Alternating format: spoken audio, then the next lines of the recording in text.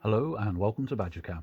In this week's video I'm going to be starting to build the Messerschmitt, the big old Airfix Classics 1/24 scale 109E.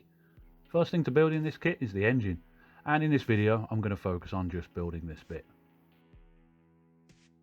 So off we go. First thing to address is all the flash. There's tons of the stuff. It comes off, but there's a lot of it. I could have melted this down and pulled my own kit out of the stuff. The two main engine parts were the worst offenders for flash, but with that cut back and the parts sanded down I could finally get to putting the bits together.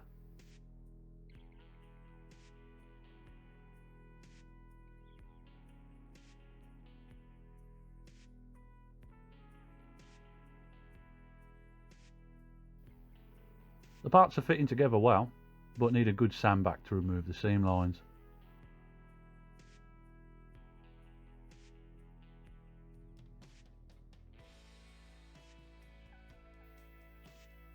When I added the top part to the engine though, there's a big nasty gap between the two sections of pipe, and I'm going to fix that later with some green stuff in case any more bits like this appear along the way.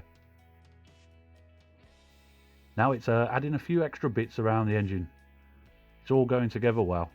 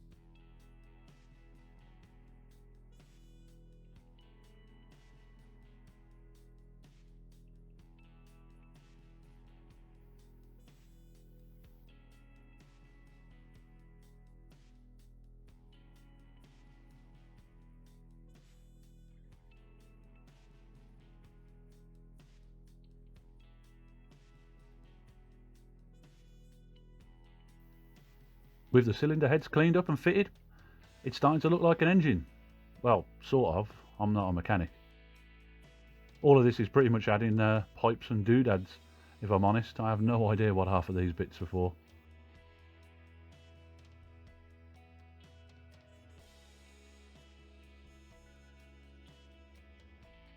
I'm pretty sure this bit's an intake though. That counts.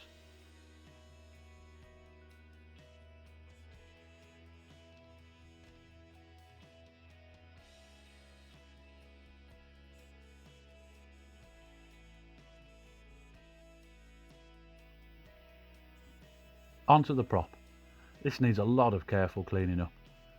Just trying to get the profile looking better around the blades, but it's hard to know when to stop cleaning this bit up, so I've just rounded it off and called it a day. But with that done, it's just adding the cap on the end and cleaning up the seams.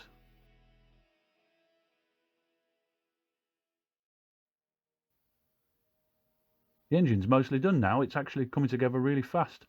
So with all of the bits almost in the final positions, it's time to fill a few of the gaps using green stuff.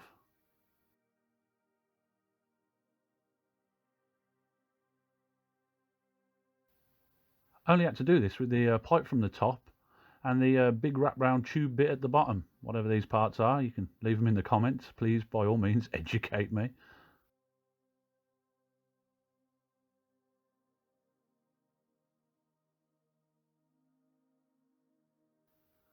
I've decided to add some pipes under the engine using soldering wire just to give it a little bit more detail, as these were on show on the real planes. Unfortunately though, most of this will actually be hidden when it's in the plane. I didn't think that far forwards. But I guess the little bits that you can see will add to the effect.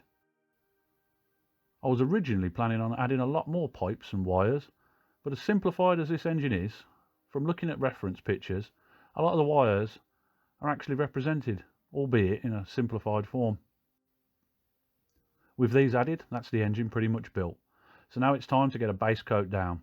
For this, I'm using a rattle can of matte black. First thing to do is give the whole thing a dry brush of gunmetal.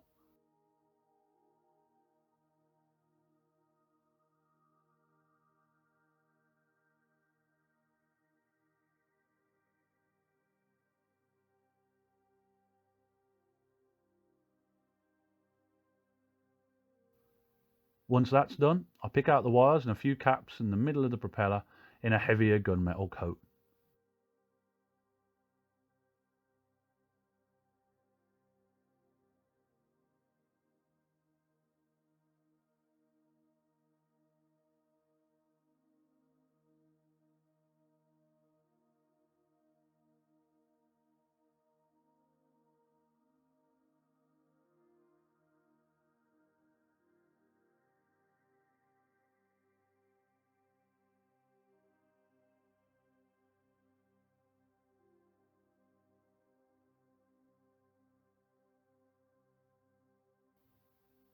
Now, time to darken it all down.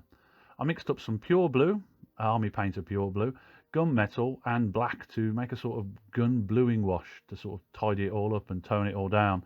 Add a few shadows and try and make the highlighted bits pop a bit more.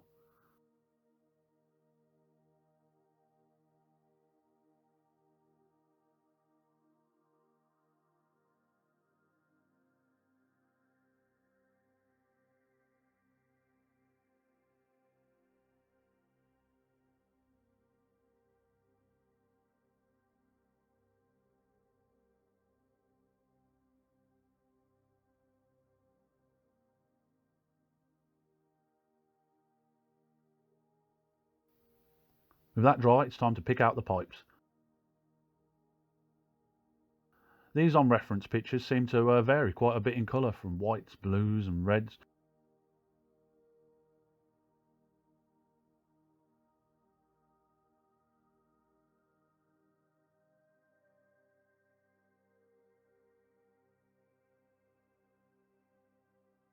I decided to paint most of them blue, and then some of them are green blue to go with that circular half moon piece on the front of the engine. No idea what it's called, like I say, educate me.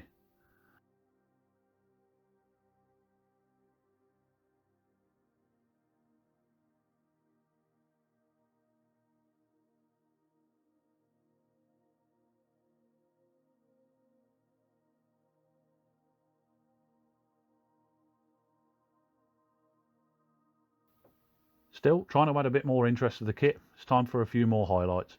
Picking out the smaller wires in plate mail rather than the gunmetal this time.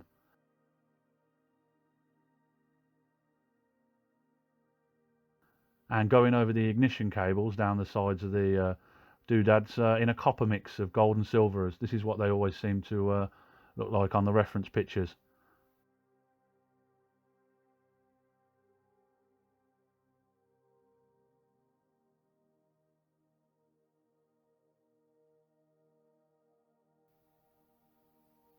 With that done, I'll go over the ammo boxes and any parts of the interior with some Vallejo light grey.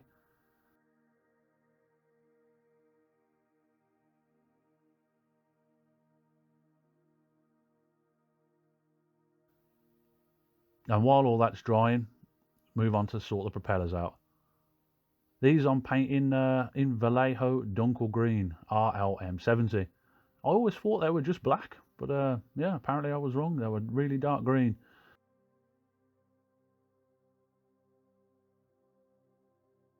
Now back onto the engine. Still not happy with the look. I'm giving the whole thing a coat of army painter dark wash to hide some of the details that blend into each other on the moulding, and yeah, give it a bit more depth.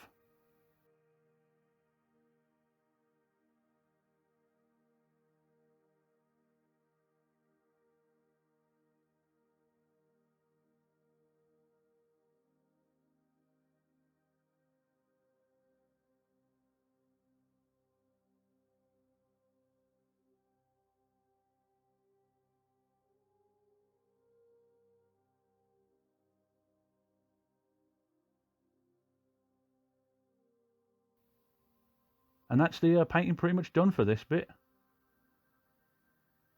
Now just the engine mounts and the prop to add.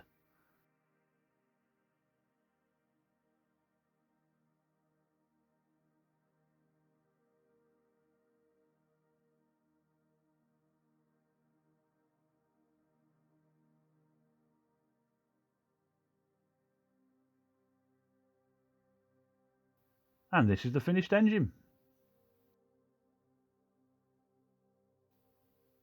First few steps done, I've really enjoyed making this. The engine's simple, but I think it still looks good.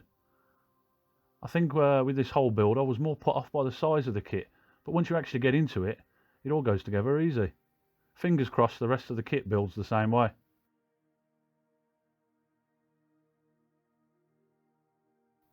Anyway, that's all for this week's video. Thank you for watching. Until next time though, have a good one. Goodbye.